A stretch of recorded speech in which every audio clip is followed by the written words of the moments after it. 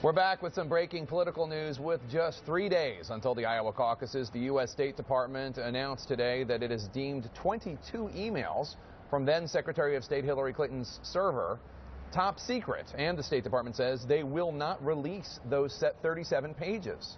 I want to bring in CNN Chief National Security Correspondent Jim Sciutto.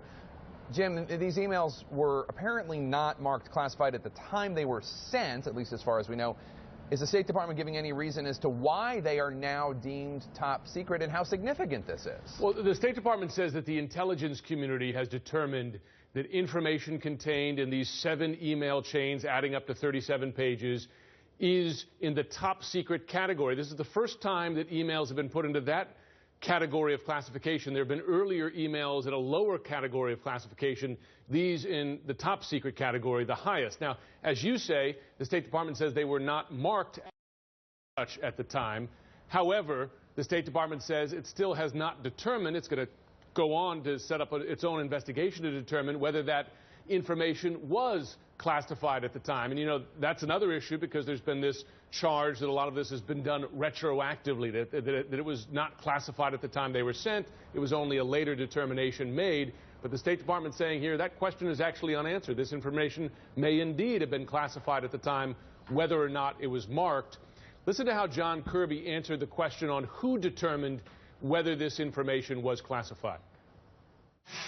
You guys were prepared to release it until the intel community came in and said, hey, wait a second. No, I wouldn't say that, Matt. As I said, we had an ongoing discussion about this traffic with them.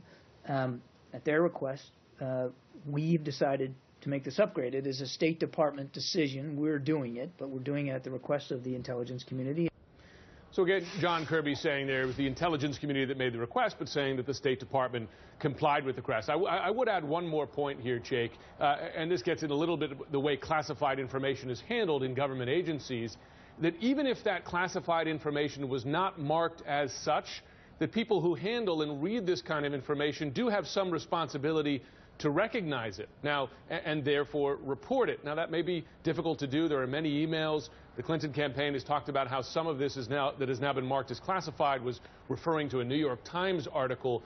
But still, to be clear, it does not completely involve those involved of responsibility for mishandling that classified information.